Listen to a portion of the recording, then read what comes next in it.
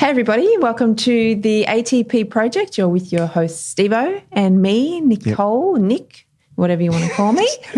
Calling yourself two different names. Whatever, I don't care. Nick, Nicole, whatever you feel like at the time. Nikki, don't care. Nikki. Nikki, I get Nikki all the time. So I'm a Nikki pretty much, but here I'm a Nick or a I've never called you Nikki. No, I get Nikki everywhere else. There you go, something you know about me. All right, I'm going to start calling you Nikki from now on. That's a cool name. Whatever you feel like, it doesn't matter on the day.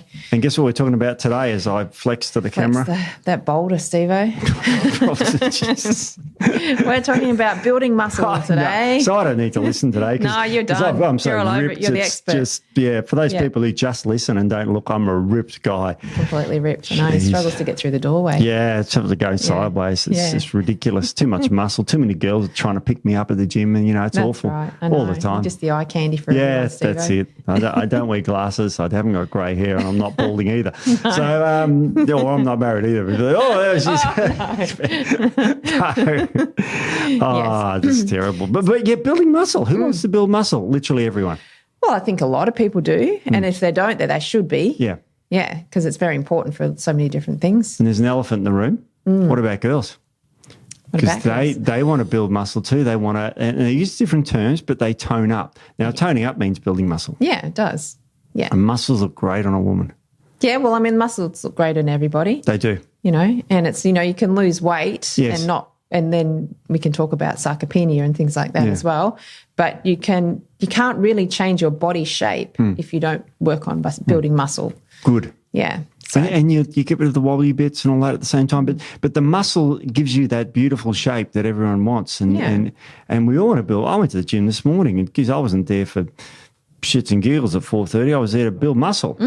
And so time's valuable. So what we're going to talk about today is also what's the best way, the best exercises, a bit of nutrition. It's kind of a broad spectrum thing. I found sometimes getting for podcasts is difficult, but when I found a paper today, because I wanted to look at what volume, frequency, intensity of exercise, contraction type, repetition durations, exercise order, time of day, periodization, and even blood flow restriction. There's a paper that covers all those topics. Yeah, I know. It's a massive review in one paper. Now you might go, it's only one paper. No, they looked at all of them. Big. It's called a meta-analysis. Yeah. Incredible. I'm going to talk about that today too. Yeah. So and we can talk about supplements a little bit. Little bit of supplements, a little bit of nutrition, just a little bit. But it's more, the training side of things and, building foundations and things as well, I think is really important. Yep. I mean, we can talk about, people just go in the gym, pick up a weight and start swinging it around and expect to put on, build their muscle. That's what I do most mornings,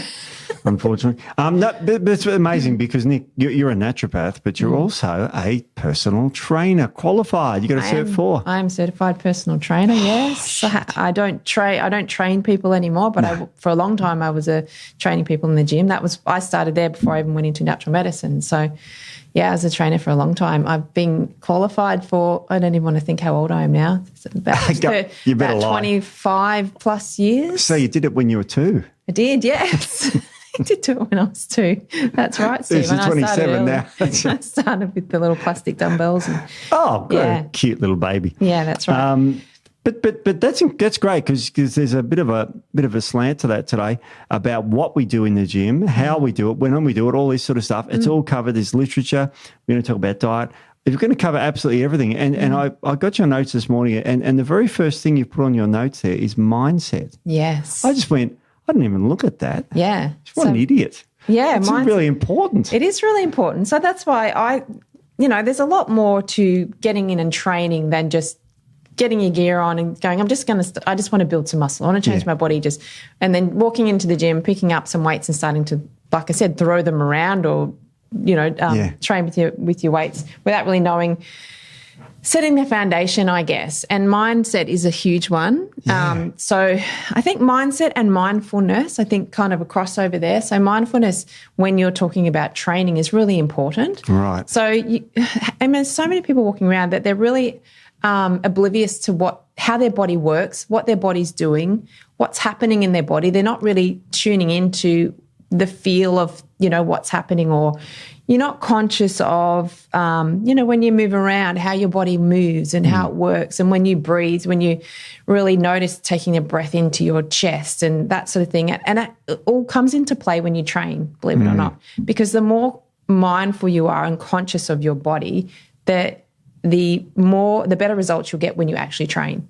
Right. Because you want to have good connection with that mind-muscle connection. For one, you want to have really good connection because you want to know, you want to feel the muscle move and all that sort of thing. We'll talk about that. But being aware, becoming more aware of your body is really important if you want to be successful in training and building muscle and creating a really good physique. My first introduction to all, training, etc., was through Muscle TV. Now, I don't know if you remember that. I do remember Muscle Tony TV. Doherty? Yes. I saw Tony on the weekend. Did you? I used chat. to work not far. He used to work in a gym not far from me. Really? Yeah, behind neighbours. Because he's a Melbourne boy. He is, yeah. It was in All Melbourne. good-looking guys are from Melbourne. Yeah, Brunswick. Yeah, he's still there. Yeah, he's still there. Yeah. Oh, no, he was great in the weekend. It was at the bodybuilding show. It was good to see him in that. But him and Scott Goebel, I know Scott Goebel. I do know Scott Goebel. I personally know Scott Goebel, yeah. Oh, do you want to? No, not like that, not like that. Okay. No.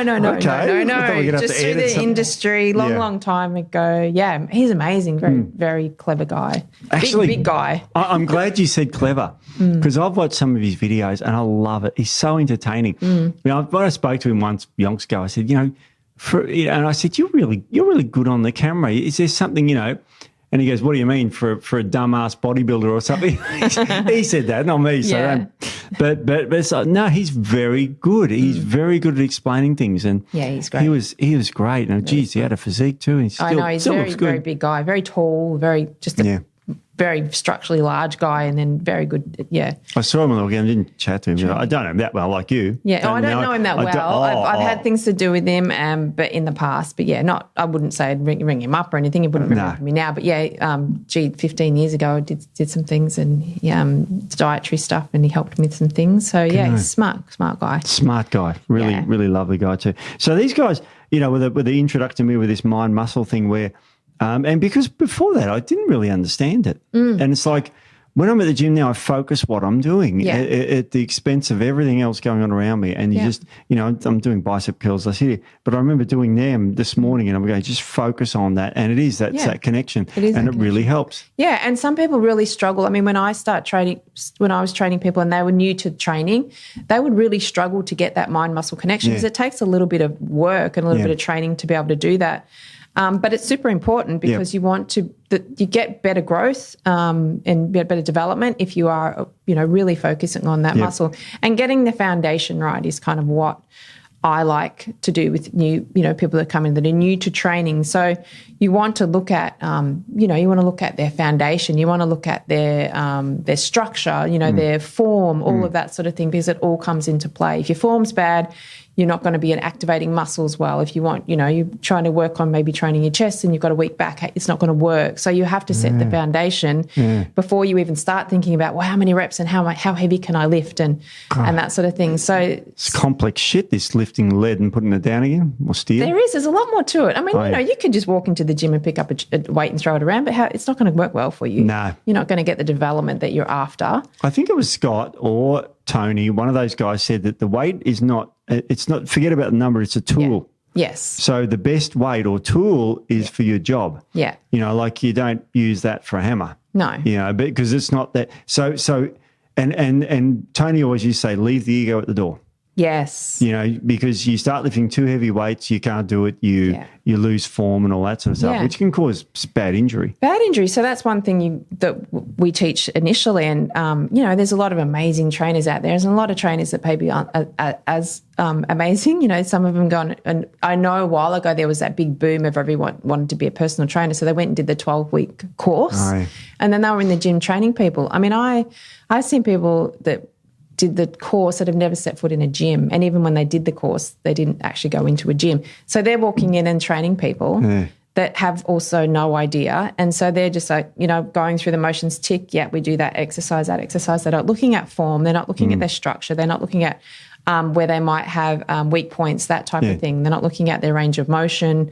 So they're all really important things. So, the first thing is form more than anything. I mean, you can't build good quality muscle if you have poor form. Because I said you need to be able to activate muscles effectively. If your form's bad, one, you won't activate your muscle well, and two, you're more prone to get injuries. Yeah. And that's the big thing. And if you get injured when you're first starting, you're not going to want to go back and do it. Great idea. And I hurt my back with bad form once yonks ago, and pulled muscles in my back because I was doing bicep curls with the belt, the bar. Yeah. And I could, and I was getting towards the end of it, and you get fatigue. And then I did a big swing.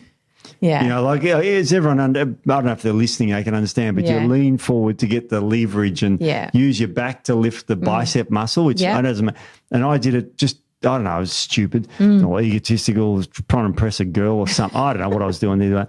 But I got tore muscles in my back and it bloody hurt. Yeah, it's terrible. And then you're out for a while and it causes all sorts of problems. So that's one thing you want to really look to. So posture and form is really important. But so that's the start. But before that, you want to work on that mind-muscle connection because you want to get your form right, but you need to feel the muscles and you need to feel the tension and you need to feel the stance. So say you're doing a bent over row, like a barbell row. Yep. When you're not just bending over and pulling the bar back, you're bending over and you're making sure your glutes are engaged, your back's straight, your abs are engaged. You know, you've got your lat muscles switched on, all of that sort of things. And that comes back to being aware of the muscles and whether the muscles are engaging or not. So, and that can be kind of a hard thing for people to kind of connect initially. Oh, it is. And this is where personal trainers are good for. You know, and you see them in the gym and they'll actually touch the person's muscle. Yes. So they're conscious, that's the muscle. And it really does seem to help them. That's a great way to do it. So that's really important. But I guess, look, muscles, as we said, they look great. Yeah. They look great. The summer's coming up and we're all going down to the beach in our bikinis. Well, I am. So I saw you got your hot pink bikini online there, Steve, this morning. So you ordered that. I have, Beck, the wife, I do buy her bikinis too online. And so it's a bit sus. Yes, bikinis. Well, that's true. Steve and Ed, jeez. I always wonder about that. But, it's just a bit dodgy. Just dodgy. That's right. I know you always tell me that you're buying for Beck, but maybe you're not. Yeah, most of them are. Most of them, okay. Just some are for me. Just that one, what is it, the mankini. Mankini.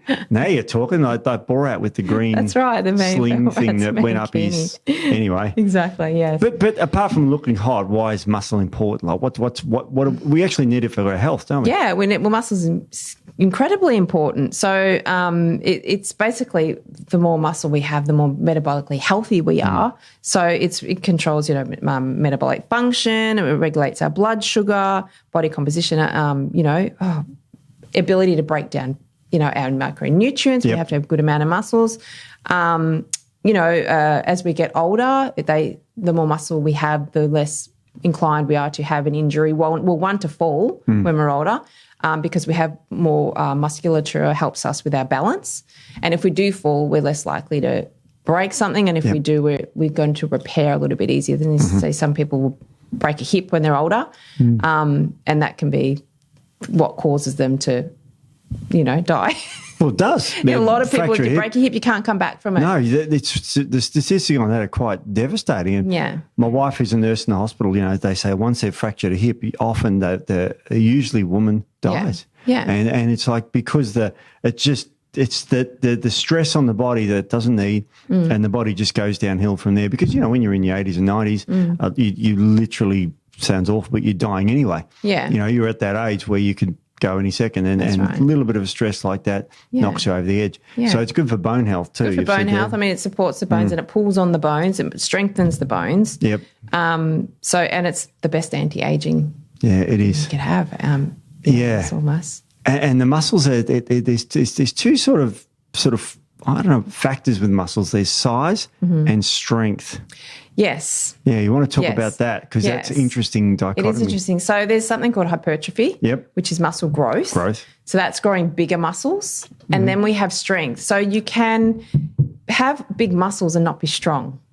So, you see a lot of the big bodybuilders that get around. Well, they're not the big beefy guys. They get around and they're actually not that strong. No. They've just got these inflated muscles. Yeah. So, training for hypertrophy doesn't mean that you're going to necessarily get really strong. Yeah. You can have both. So you can have strength and hypertrophy. And then you can be trained for strength but not actually be growing big muscles. So you can see a lot of people are getting around that aren't super huge, but they have incredible strength. Oh, can I tell you about one of my funniest things that I watch on the phone, YouTube things, whatever, I don't know, it's Instagram or something. I follow a guy and it just makes me laugh. It's just, it's comedy stuff. Yeah. But it's this guy, he dresses up as a cleaner. I've started following him. He's amazing, yes. Yeah. So I didn't even, but that was not rehearsed. No, that wasn't rehearsed. Anatoly's name is, and he's a, I'll say dorky cleaner. Yeah. And he's got a beard and so he walks puts in. his little disguise he's got overalls on and he's skinny. He's short. Yeah, he looks quite skinny. And he's going around mopping the floors of the gym. Yeah. There's these massive guys with massive muscles doing this, just say deadlifting, over 200 kilos. And he comes in and says, oh, scusi. He's got a terrible accent. Brings his mop in like he's cleaning under them. And he goes, good. And he's trying to clean under the weight. And he goes, oh, scusi, can I just clean here? Yes. And so he moves the weight? Grabs the weight, picks it up and walks off with it. And just walks off one-handed sometimes. Yeah. And he's incredibly strong. Very, very strong. But because these big muscly guys barely can pick this thing up and he's just moving it to clean it. Yeah. I think it's hilarious. It's gold. Yeah, it's gold. So, I mean, that just shows that you don't have to have huge muscles to be incredibly strong. Because he's weirdier than I am, I think. Yeah, I mean, he's ripped because I did look at pictures of him. Oh, have you? Just from a body composition. Oh, from a body. Because that's what the industry I was in. So I'm I like looking at bodies for the composition factor. The composition factor. That's why I look at bodies. So I was curious to see whether, how ripped he was. That's why I look at girls in the bikinis, because of the composition factor. Yes. That's right. No, it's true, Steve. It's Actually, true. I've seen him with his shirt off too. He's very ripped, but he's not hugely huge. No. He's very... and then we can talk about muscle quality, muscle density is another interesting thing as you get older. Muscle maturity. You can tell the difference between someone who's quite muscular but very young muscles compared to someone who's been training a long time. The muscle is quality is quite different as well. God. So hypertrophy is growing muscle or increasing our muscle size, but it doesn't necessarily mean that we're not training for strength specifically. We're training to grow muscle. So it's a little bit different, and we can talk about how the training is a little bit different with reps and sets and rest periods and things like that. So that's you want to establish what is your goal in training. Is it to get stronger? Is it to increase your muscle mass? Is it to do both? So that's because that's going to dictate how you're going to train. Yeah, if you're a carpenter and you want to get strong because you're lifting wood all day like one of my mates, you want to be strong. You don't necessarily want big muscles. Yeah. But it never hurts. Yeah. But you want to be strong so you don't do an injury or something. That's right. Yeah. But if you're going into a bodybuilding show, you don't give a shit about your strength. No. But there was one of the great bodybuilders of all time that I looked up for this podcast. Good old Ronnie Coleman. Love him. Yeah. And Rich Piano, he's a famous guy that was the most extreme bodybuilder allegedly to ever walk. He did everything to grow big. When we read about him, my God. Oh my God! It says, but Ronnie was great because, just the extreme weights that he did in especially early 2000s, where he'd lift and squat 500 kilos, a stupid amount of weight. Yeah. But he was huge and literally probably one of the best bodybuilders of all time. He was strong and big. Yeah. And the amount of food he used to eat. It's the next level, wasn't it? I mean, have to take out a loan just to pay your food bill every week. I went through it and it's like 20 ounces of, now I don't know if people know what an ounce is, but 20 ounces is over half a kilogram. And he'd regularly eat 20 ounces of chicken and turkey and it's over half a kilogram. For one meal. What did he eat? He had for breakfast, was that him, was that Ronnie, that had 4 packets of oats and 12 eggs or something? Yeah, 12 egg whites. Yeah, 12 egg whites and 4 packets of oats for breakfast. And they didn't measure how much protein he had, but did you remember the description? It was a comical amount. That was the measurement. People might have 1 or 2 and he'd just have a comical amount, would be 6 or 7 scoops of protein powder just to... Yeah, but imagine that comical amount. I just love the description. Yeah, I know. But he'd eat over 500 grams of protein every day. Yeah, that's right. And we'll talk about the amounts of protein that you should take in every day. I mean, and everyone has their own opinion on this, so it's quite variable. I've got some more opinions here. So what are the best ways to build muscle? Because we all want to build it. I don't give a shit about strength. I just want to look good. You just want to look good, yeah. My mankini. Your mankini. So if we're looking at hypertrophy. Yep. That's what we're looking at. We're looking at hypertrophy. So we want to work out, well, first of all, what I go back to is make sure your foundation is correct. So make sure that you're learnt about your form, make sure that you're getting your mind-muscle connection. I mean, even to the point where I'm extreme with everything, like, because I just me, but I'll walk around. You used to be a body sculptor. I was a body sculptor, yeah. Is that term still used today? I don't know. I mean, it was a while ago. I don't know if it's a class anymore. So it used to be bodybuilding, female bodybuilding, female body sculpting, and then bikini. So there's only three categories. So I think that the body sculpting is probably equivalent to, I don't know, I'm going to say fitness model type class. Fitness, you have to be quite good muscle definition, abdominals. Like I think bikini still, I don't know what the classifications are, but you can't have abs, you can't have defined muscle as a bikini. Yeah, you can't. Kind of thing. Bikini is just sort of looking good in a bikini. Yeah. So, and then fitness model, they're much more muscular. So what do they wear on stage? Do they wear fitness gear or? No, so I had to wear the bikini. Right. Yeah. So okay, I get it. Yeah. Yeah. So it was pretty well. The way that it was back then is if you were, there was the bodybuilder and then there was the body sculpting. So if you were, the only difference was the size. Yeah. So there was women who were like crossing the line between are they sculpting or are they more the bodybuilder? So if they're a little bit bigger, they're like, no, you have to go in that category. So it's pretty much the same. I just didn't obviously get really super huge, but you still have to get very ripped and defined. Right. Yeah. So you're still having to build good muscle. Okay. Yeah. Oh, I get it. So that was the difference. And you still had to wear those horrible little bikinis and stuff. Yeah, I hate wearing those horrible bikinis. But there's because I was at a show on the weekend, as you know. Yes. And they sat there with the guys, and the guys had the classic look where they wore board shorts. Yeah, and so that would be fitness. That would be in fitness model, male fitness model. And then they had the bodybuilders, which wore the little budgie smugglers. I don't know what to even call them. They're like G-strings, though. It's kind of... Yeah, well, they have to show everything. We weren't allowed to wear G-strings. I don't know if they're even allowed to wear G-strings now. We weren't allowed to wear a G-string. You had to wear like a three-quarter bottom. Oh, no, so these are pretty G, the ones I saw on the weekend. So we weren't allowed to. It was a little bit distracting. Not that I was looking at their bums. I don't look at girls' bums. Well, no, but I look at their glutes. Not so much looking at them, but I look at their glute development. But they were all walking around. It's very distracting when you're trying to talk about a product or something. but you get like, but the guys were worse distracting. It was like, no lunch for me today. I mean, I don't want to be nasty, male and female. I just look at them. I admire the body, the body itself. I just look at the musculature and I just admire that more than that. You do. No, it's true. It's true. I can appreciate the work they put in. And there was a good-looking guy that came to our stand. You would have loved him. He was in the physique thing. He looked tanned because he had that fake tan on. Yeah, you got to paint that on. Like an 8-pack of abs. His abs were like ripped with, like I was looking at him going, Jesus Christ, mate.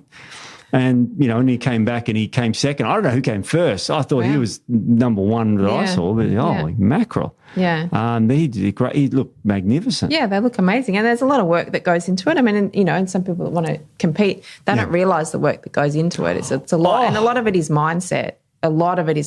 Because it's all a mental game. Yeah. The dieting, I never struggled with the training side of it because my training didn't change that much. It was my nutrition that changed. And I struggled with that quite a lot. I did. The nutrition side I find is hard. So it's very much a mental game. So you've got to admire people that can get to that level and get up on stage because there's so much work that goes into it mentally apart from anything else. So yes. Remarkable. Yeah. But let's give some people some examples of how to grow the muscle. Come on, let's get into this sucker. Yes. Because this is what people are here for. Yeah. So I mean, if you're looking to, as we said, you're looking for hypertrophy, so you're looking to grow the muscle size, not so much the strength. Then obviously we have to lift a certain amount of weight. Yep. So we're looking at hypertrophy. You're looking at a little bit higher reps. So you're looking at sort of that 8 to 12 reps, whereas with strength training, you're sort of anywhere between 2 to 4 and 2 to 6 reps. That's exactly what the study says here too. So there you go. That's good. Yeah. So higher reps, and then your resting period is less, so sort of 60 to 90 seconds resting between sets. Whereas if you're doing strength, you're doing more sort of a few minutes rest in between. Yes. Yeah, so that's a little bit of the difference there. And then obviously, you want adaptation, so you have to keep progressing with your weight, but you don't necessarily have to increase your weight continually. So you can change the way that you train the muscle without actually adding more weight to actually still get load and fatigue on the muscle. So and fatigue on the muscle, that when I was reading these studies on it, that's what they all talk about. Yeah. It's about going to pretty much where you can't do anymore. Yes. So again, strength and hypertrophy is a little bit different. So strength, you want to go to complete fatigue. Yeah. Whereas hypertrophy, you don't necessarily have to go to all out fatigue, so long as those last few reps are really challenging and you're really struggling to get them out. Yep. That's the idea. It's the struggle. Yeah, it's a struggle. And it's the form. You've got to hold your form. And that's the other thing. You see people in the gym and they're doing a bicep curl, for instance, and they're just doing this. They're not even activating their muscle. So, and that's where the weight comes in. So somebody might go, I'm going to load up my bar and I'm doing all this really heavy, but their form is terrible. They're not switching on their muscle. They're not activating and contracting the muscle effectively. Yeah. So they're not actually doing anything, not breaking down those muscle fibers. So I've had clients that have come, started training with me in the past, and they go, no, I do this weight. And so we load I was like, okay, fine, if they want to do it. So I load the bar up and I watch their form, and their form is terrible. Yeah. And they're not even switching on their muscle. No, you're swinging it. You're swinging it, yeah. So you're using momentum, using other hinging to try and lift things up. Now, I've got some terms I want to ask you about. Yeah. What the hell is a superset? A superset, okay. So there's different ways to train the muscle without necessarily increasing your load. Right. So we can change it up, as I said, how to fatigue the muscle. So supersetting basically is doing a one exercise and then moving straight onto another exercise. So instead of doing one exercise, so say you're doing a squat, you do a squat and then you have a rest. So this one you might do a squat and then go into, say, a lunge or something else. So you're backing it up straight away. And supersets can be 2 back-to-back exercises, 3 back-to-back exercises.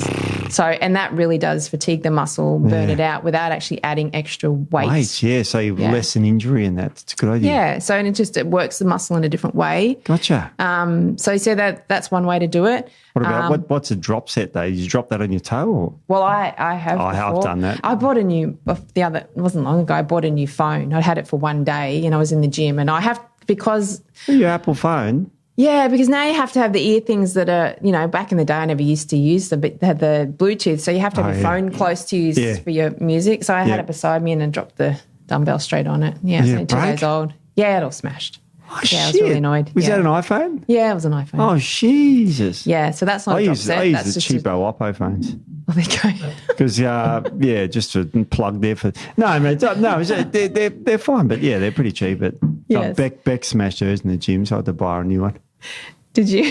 Yeah, I did. Bought her a great Oppo. I feel like that probably happens a lot these days because everyone has their phones, one for selfies, which I never have ever done a selfie in the gym. And have 2, you? No. You just take photos of other guys in the gym? No, I don't. I take photos of anybody.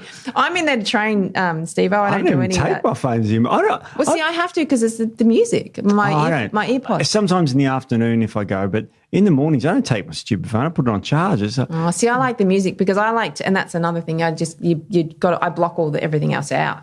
So when I'm in there, I don't talk to anybody. I don't generally make eye contact with anybody. Because she goes in there. Oh, I do. I've never had training partners because I prefer to train on my own because I can just focus a lot more. And that's all part of it. The more you focus, the more you can block out the gym. I mean, you see people in there, they'll train, they'll do a set, and then they'll sit on the machine and they'll scroll, or they'll sit there and lean there and chat to someone, and they're chit-chatting for a while. I'm like, that's not training properly. Have you seen that video where this guy goes around to the gyms and there's people sitting on usually a bench or something, and they said, not how many sets you got, how many more texts you got to do before I can... That's gold. I mean, I've done it because if you're in the middle, especially if you're doing supersetting, which is very hard in the gym in peak hour, and someone's just sitting on there, you're like, come on, just what are you doing? Like, get off. Texting your boyfriend or whatever. I can get brutal in the gym. I mean, I have my own gym now, so I don't have to train with anyone else around. But when I was in the gym, isolationist. I still train with the plebs. It's all right. Now what? What the hell is a drop set? So a drop set. Yeah, I've got to know what this is. So a drop set basically is you'll do your working set. So, so you, as we said, you might do 8 to 12 reps. So you get to your last rep, and then you'll drop a little bit of weight off, and then you'll go again, and then you'll drop more weight off, and you'll go again until you can't do any more. So you're dropping the weight down as you go, and that also fatigues out the muscle and causes that. Definitely can help with hypertrophy as well. Yeah, I see it done at my gym where they use dumbbells and the dumbbells are all lined up rack. And they walk along. Yeah. And I go, good on you, mate. Yeah. That's good. You're hogging the whole thing. Yeah. No, I shouldn't say that. But they do drum sets, so that's good. And I love how you always say 8 to 12 reps because if you can do 12, do 12. But if you only get to 8, see, in the olden days when it was 3 times 10. I don't know why. Yeah, okay. And it was like that was what you did. But the first 10 were always easier than the last 10. Yes. So why don't you do 12, 10, 8? Exactly. Yeah, and that's it, 8 to 12. So on your third set, you might only be doing 8 reps. Yeah. Whereas in the first set, you've gone up to 12. Yeah. So as you're going down. So but as long as you're keeping in kind of in that range. Okay. So your drop sets, giant sets is another way. Yeah, what's that? What's a giant set? So I do a lot of giant set type training because I just like to get it done. But giant sets, basically, it's kind of a little bit like your supersetting, but it's a bigger scale. So you're doing more 3 to 4 exercises in one hit, 3 to 4 to 5 to 6. You might do, even some people call it a circuit type situation. God. So that one can be pretty brutal as well. Is that like the F45s where they only do 45 minutes of exercise and they go nuts? F45. I don't want to upset anyone from F45. Oh, yeah, they went through some public problems. Yeah, I mean, they? I full disclosure, I have been a trainer at F45. It lasted for all about 2 months because I just couldn't deal. It just wasn't my style of training. You got a spill. What's going on there? No, there's nothing wrong with F45. Probably going to get in trouble here. There's nothing wrong with F45. It's the style of training. I guess it depends what you want to do. So it's an amazing, it's awesome training for, if you want to just get a little bit fitter, get your cardiovascular health up, get a little bit, start to get a little bit more tone, that type of thing. But you can't lift heavier. You don't have the time to really concentrate on the form and that type of thing. So it's just a different style of training. Right. There's nothing wrong with it. It's great. F45 is awesome. Wasn't it Mark's involved in that? Mark Wahlberg? Yeah, Mark Wahlberg. He does have he does. Jeez, he looks good. I saw him on video. He's amazing. He's 48, 49, something like that. That's not that old, Nick. No, it's not that old. No, it's not at all. Yeah. No, he looks like he's 25. He looks great. He looks really great. So, yeah. He's hot too, isn't he? Like the girls love him? I don't know. So they say. Oh, you don't know. I have an amazing partner. I don't look at anybody. Yeah. You don't only look at the muscles, not the, I do. I look at the I thought he's a bit of a sex symbol though, isn't he? Because of the way he is. So they say, yeah. Yeah. Don't know, Steve. I don't know. I don't know. Don't know. No, my partner. My partner. Now, tell me about Kingdom Tut. What's that? Kingdom Tut. Yeah. Time under tension. Yes. Kingdom Tut. You get that one. What the hell's time under tension? It sounds like you got a deadline at work. What's going on? Yeah, well, probably that too. Yeah. So that's basically your muscle is under tension for a longer period of time. So you're slowing down your whole movement. Right. So, and you'd be surprised how fatiguing it is to slow. So say you're doing a bicep curl, for instance. It's just the easiest one to do. So your rate is much slower. So on the contraction and extension, extension up and down, you're slowing it right down. So that tension is continuing. So if you're doing a normal bicep curl, generally your rate back up is quite fast and then really slow on the way down. Yep. So the time under tension just is extended. So you're just slowing down that whole rate of movement. And weirdly, all we're trying to do is damage our muscles in the gym. Yeah, exactly. It's sort of like without damaging the rest of the anatomy, you just want to damage the muscles. That's really good. Yeah, that's right. So there's still different things that, like I said, will help to train the muscle if you can't increase the load specifically, or if you're not, you're building up to that. And it's also good to change up the way you're training as well and how you're training the muscle because, adaptation needs a little bit of that change and variety. So that's really good. So there's some different ways that we can work the muscle without having to actually add extra load if we're looking just at hypertrophy. And you've got another thing here called complexes. Yeah, so this one... Complex is like, oh, God, I feel fat or something, It's like that's not that sort of complex. It's like So this is how I train. I train a lot like this now because it's quicker, pretty much. Get in and out. Get in and out. Can I ask you a personal question? Yeah. Do you still enjoy working out? Yeah, I love it. Really? Yeah, I love it. Yeah, I love it. I can't, if I don't, I mean, there's days where I hate it and I drag myself up to the gym, but when I'm there. Upstairs to the gym. Up back. Yeah, I have to walk to the bloody end of my street and go up a bit. No, I just roll out of bed and walk over to the gym. But only because I'm in an area where there's not a lot around. No. So I had to build my own gym because that was the stipulation of me moving there, that I had to be able to train. Oh, yeah. Now, again, another personal thing, you didn't train for a couple of days due to reasons. Yeah. And that almost killed you, didn't it? Horrible. I feel awful when I don't train. Yeah, so do I. It's very much it's an addiction, but it's a healthy addiction. I think it's a healthy addiction. Oh, well, when I go camping, I always go for a morning run or something. I know, I do a little bit of running and I sort of explore the area. I use it as a bit of a reconnaissance. Like, what's around? I'm camping here somewhere. I've never been here before. And I just go for a jaunt in the morning. I love it. I mean, I train everywhere I go. And we could even talk about that. Some people say, I work a lot or I'm always away for something, and even with food as well. But there's always ways around it. I can always train anywhere. So I've got a suspension trainer as well. So I've got suspension trainer and heavy bands. So I will always pack them in my bag if I'm going somewhere where obviously I can't train and I can't obviously take dumbbells and things with me. No. And you can get an amazing workout with that. It's just about learning how to train, and in, like we're saying here, different ways to train the muscle where you can't use load. Yeah. But you can still fatigue at the muscle and create those micro tears to get that growth.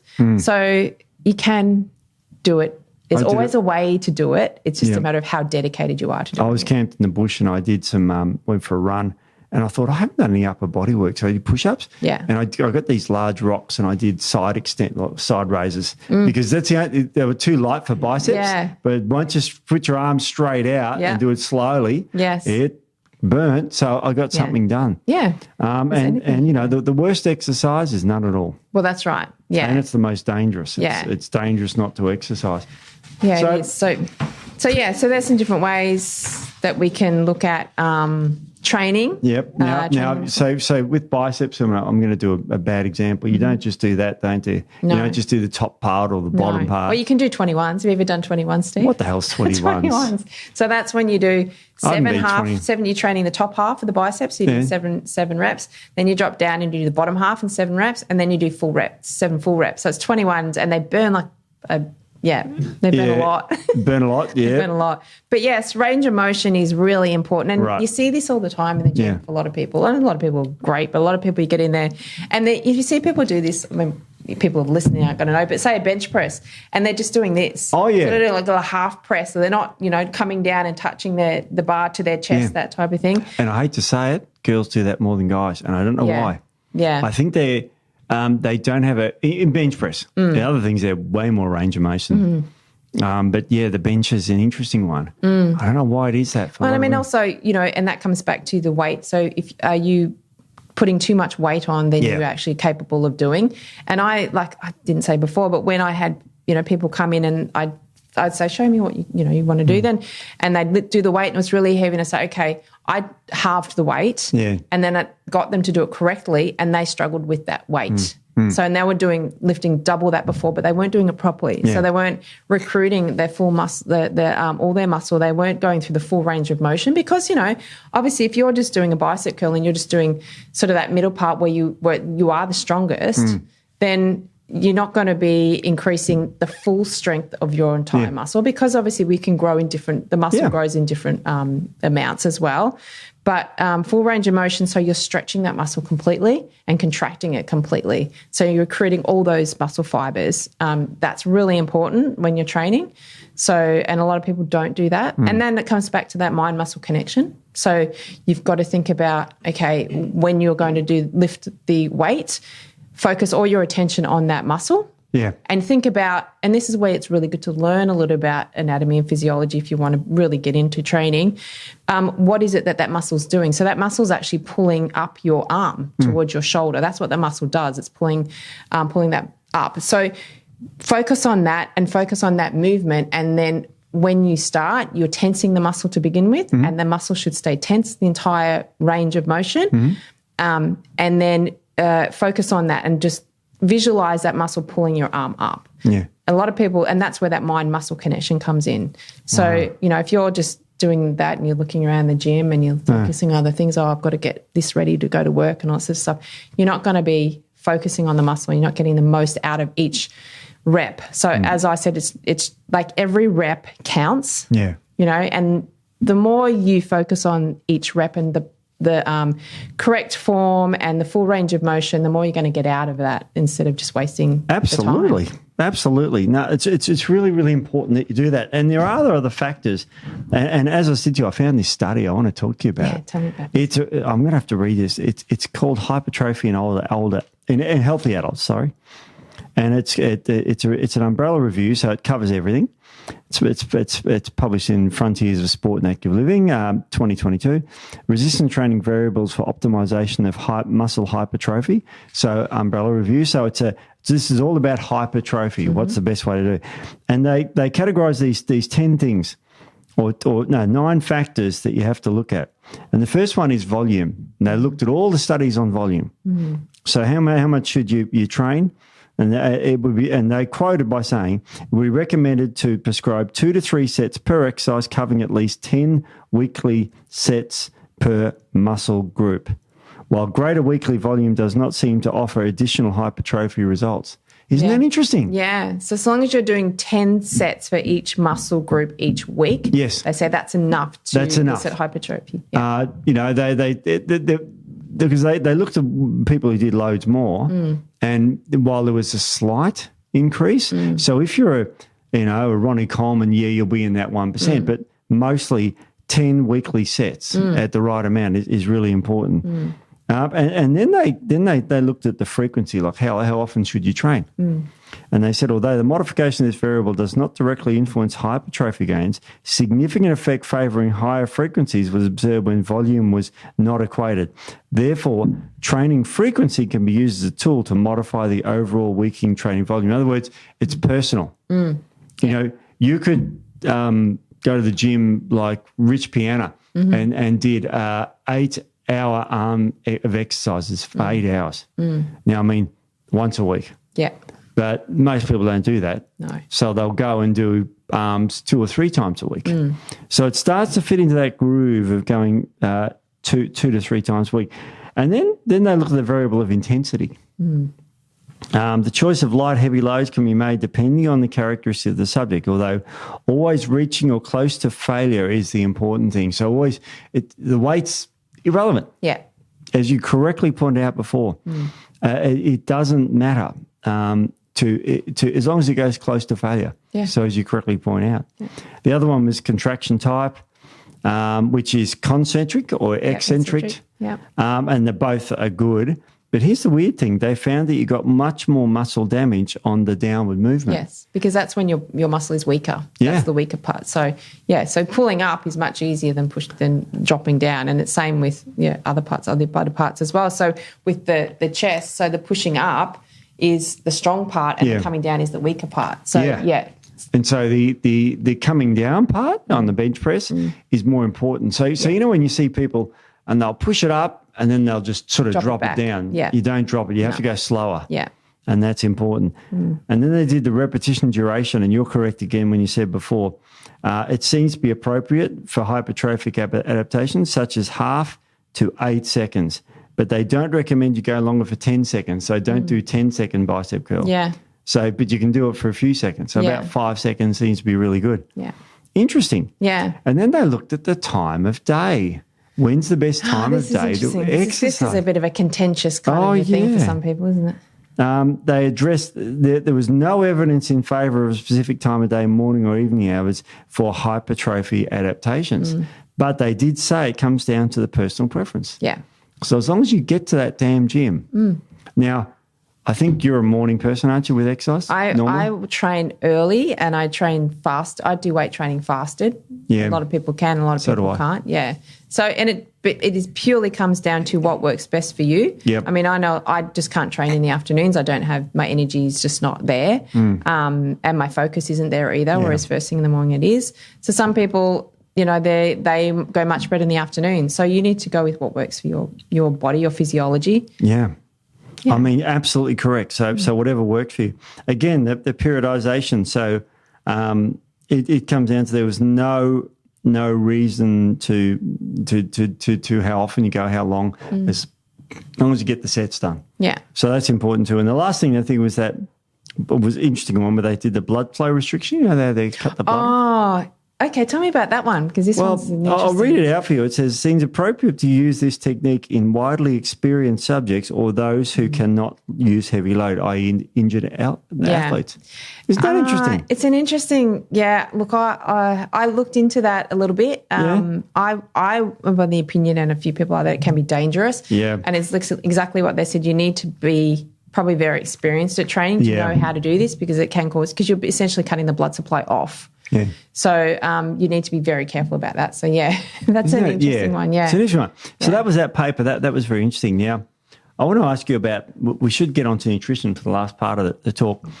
And I want to talk to you about it. Now, bulking. We're talking about hypertrophy. We're not talking about trimming down. No. So what do we need to eat? So, and this is probably the mistake more women, probably women make a lot more than men make, is not eating enough. So we need to eat if you want to grow muscle, we need to eat in a surplus. Right. And most women will be, or not most women, I shouldn't say that. A lot of women, probably that are just starting out, think that they want to lose weight. So they will just eat less calories, but you can't do that if you want to build. Yes. So if you want to build something, you have to feed it. Yeah. So if you want to break it down, then you give it less. So we're talking about being anabolic. So anabolic is growth. So we got to feed it. And then catabolic is when we break down our muscle. So, and a lot of women I see are very catabolic. So you want to make sure that you're eating in a surplus, and then having enough protein. So protein is obviously the foundation for muscle development, and then our other macros, our fats and our carbohydrates are worked around that. But you want to get your protein levels spot on. So you need to have a comical amount of protein. Probably not a comical amount of protein. I still can't get over that. Yes, but no. That's probably the biggest thing, and I would say to first of all is eating enough. Yes. And a lot of women don't. Well, men not so much. They're happy to eat. Yeah. we eat like pigs. So how much to eat? I mean, you've got a number here of about 2 grams per kilo body weight.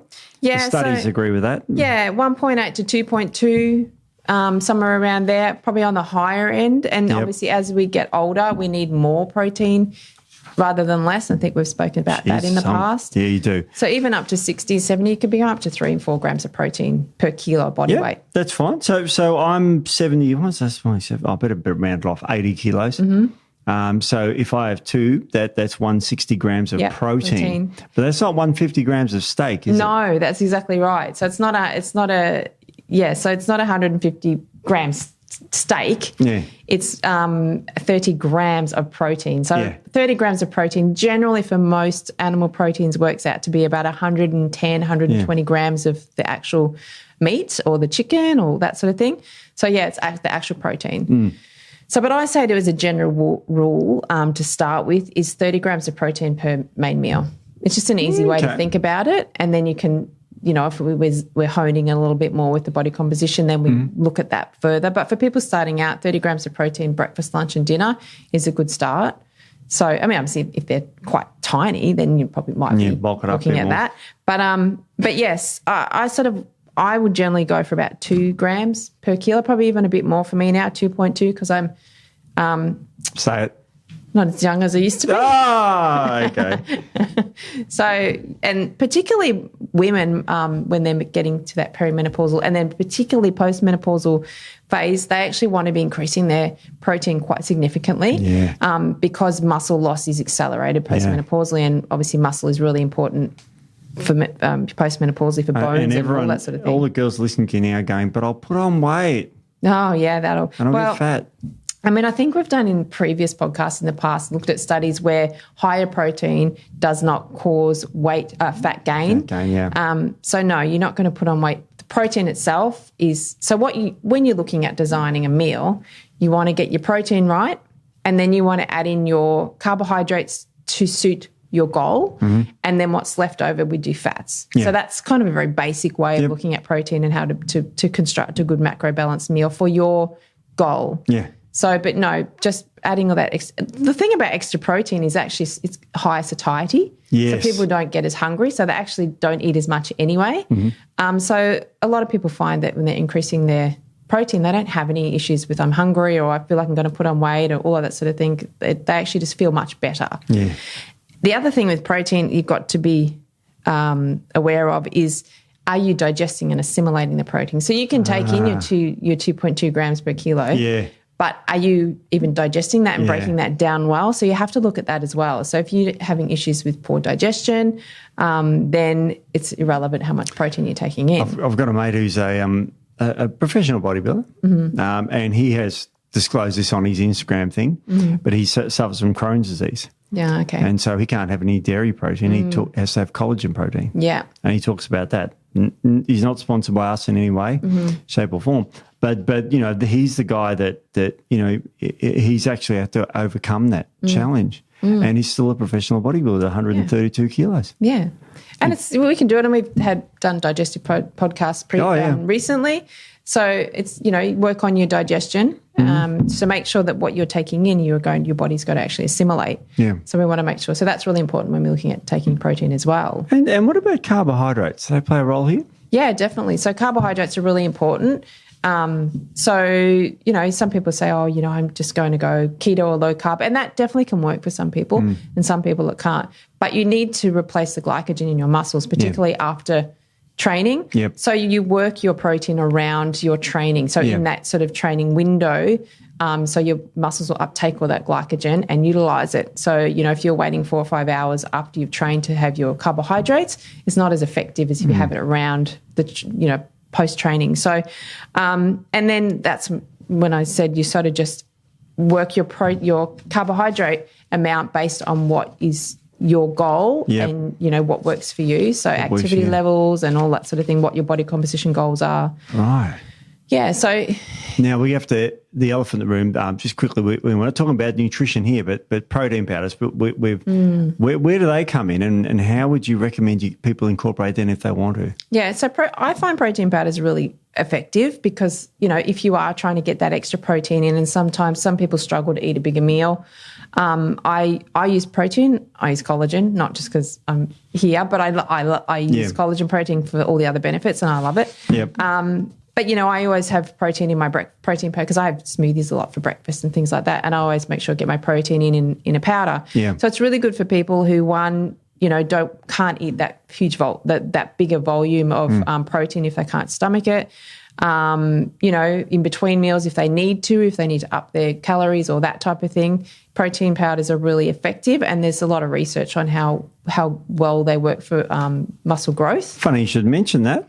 Well, look at that for got a lead-in, study Steve. here. This is a great study. This is called The Influence of Specific Collagen, Bioactive Collagen Peptides on Body Composition and Muscle Strength in middle-aged men. They randomized controlled trial. What they did was they got 30 men in each group. They got a collagen group, placebo group, and a whey protein group. And they gave them the same amount of protein and made sure the diets were equivalent in protein. And they found that compared, and the placebo group did the worst. There's a shock for you. Shocker. But the results didn't reach clinical significance. But when it comes to muscle gain, the collagen was slightly in front. The whey was only slightly behind. Yeah. But you grew more muscle on the collagen compared to whey. And you get this thing about this, you know, whey's got the leucine, but there's other amino acids, you know, that also stimulate mTOR. So with this group that they followed them at the 12-week trial, they all, you know, they all had very interesting results here, but the collagen group was just slightly more. Didn't reach clinical significance. So you can say that collagen's at least as good as whey. Yes. Possibly better. Yeah. So you know, if you're worried about dairy and all that sort of gunk, then, you know, really, and remember, this is a randomized controlled trial. Yeah. They didn't know they were taking it. So it's very interesting that you could get that growth, you know, and muscle growth. And I think collagen, I mean, you know, whey is amazing and it has a lot of really good research and it is great for a lot of people. Oh, it works. But a lot of people really do struggle. A lot of the population I see, because it's in clinic, already have gut issues and things like that, and they struggle with the way with the gut bloating and the pain and that sort of thing. I find the collagen is very neutral, so it doesn't seem to cause any digestive issues, and so that's really good. And so long as you're having other proteins, the fact that it doesn't have a leucine in it, you make that up in your your animal-based proteins that you're having throughout the day. So, and they've shown now that you don't need to have it all in one hit. You can spread it out to the day. Interestingly, with this study, and I'm just looking at the results here, it's quite long, but the only one that reached clinical significance was fat-free mass. So it wasn't muscle mass because they did it, but fat-free mass increased dramatically in the collagen group compared to the whey protein group. But the muscle mass, these are figures, it went from 30.8 to 32.1, and that's the collagen group. And the whey group went to 30.5 to 31.2. There you go. So the collagen was but it didn't reach clinical significance between those two, but still it was more in the collagen group. Yeah. Because the muscle's made of collagen. It's not really that's right. rocket science. And it also is good for the connective tissues. You don't have strong connective tissue, then your muscles, you get big muscles, then that you're more inclined to snap things. Yep. I did see, when you were talking before about the big guys and the extreme weights. Yes. There was a guy in a gym once, and he was a really big guy, and he was doing squats, and I think he was doing something ridiculous, like 300-400 kilo. I don't know. That's what I do every morning, no, it was leg press. Sorry, it was leg press. Exploded both his quads. Oh, Jesus. They just exploded. So, they had to wheel him out of there. Sorry, I shouldn't laugh. But it's not funny. It's not funny, but it's just like that extreme weight was ridiculous. Like, it's way over. Look, if you want to see the old photo videos of Ronnie Coleman doing that, he's had massive surgeries on his spine. Poor guy really struggles to walk these days with all his back surgeries. He does. It's funny, the advantage with collagen here is that the collagen, now all the groups lost weight, but the most group was the collagen group in this particular study. Yeah. Because it's great for fat loss as well. Yeah. So, even though they were given extra collagen, they still lost fat mass, which is quite incredible. Yeah. Actually, they lost from 35.9 to 30.6. Wow. So lost 5 kilos over 12 weeks of fat mass. Wow, that's a lot. So you still lost on the whey group, and I'm just going to get my finger across here. They went from 35 to 31, so it wasn't as good, but it still wasn't bad. Yeah. So the exercise and adding protein, you not necessarily will add fat mass, especially with collagen. You'll lose body fat. Yeah, and there is plant-based proteins as well. Plant-based, I've got one here. Have you? Because I find that they can be a little bit harder, particularly the population I see because of the gut stuff. Yeah. Pea, usually they're a pea and a rice mix or a pea. Yeah. A lot of people struggle with that digestively with the pea. So that's a factor. Well, they compared the plant-based protein, which was wheat, corn and pea, and they compared it to milk protein, which is still not a great protein. And it seemed to be quite equivalent to milk. So collagen's obviously the best. Yeah. And you got this milk and plant-based stuff, which still works. It still worked. It still grew muscle. Their conclusion was ingestion of 30 grams of plant-derived protein increased muscle protein synthesis rates in healthy young men. The muscle protein synthetic response, the ingestion of 30 grams of plant did not differ from the ingestion of, the milk protein. This was actually published in the Journal of Nutrition, and it was published this year, I think. 2022. Okay. So, it's just interesting that so get your protein from a variety of sources. Yeah, definitely. Yeah, definitely get your protein. So make sure your protein's on point. And if you're trying to lose body fat, then you base your protein intake on your ideal weight. Yeah. So if you're 70 kilos, a 70 kilo female, and you want to be a 62 kilo female, you base your protein intake on 62 kilos. That's important. Not on 70 kilos. Yeah. So that's another little tip for you. And that's important, especially when you get hypermorbidly obese individuals. Yes. My friend's 181 kilos. He should be about 75. Wow. Yeah. Wow. There's two of him. Essentially way more than two of him. Wow. I'm 77 kilos. He's slightly shorter than me. Yeah. I'm about the ideal weight, and he's way over double my weight. Wow. He's shorter than me. Goodness me, it's going to hurt his joints and things. He's my age. He went to primary school together, so he's a close friend of mine, but it's sad. He's very unwell. Yeah. Yeah, not good. So, not good. Yeah, so that's good. So the important things, just to recap, you've got the mind-muscle connection, getting your form. Get your foundation right. If you're just starting out in the gym, obviously we get a lot of people who are very experienced that listen to us. If you're starting out in the gym, get your foundation right. So get your form right. You know, work out any structural imbalances, that type of thing, and work on, you know, the range of motion and all that sort of thing. Get all that down. Don't worry about the number on the bar, the weight on the bar. Drop your ego. Yeah, so get that, and then work out your goal if you're looking at hypertrophy or you're looking at strength. So hypertrophy, then you go through your sets and reps, as we said, and your rest periods and things like that. Get that sorted out. Try different types of exercises, as we said, the different things, and working the muscle. So say you're working your chest, don't just do a bench press. You want to work your upper chest, your lower chest. You know, you can do some flies. You want to do some, you know, like, God, I can't even think. Dips is one I used to do. Dips is another really good one, yeah. So incline, decline, all that sort of stuff. So you want to work all the muscle in all the different ways that you can. It's tricky, eh? Yeah, it is. So get that variety in there.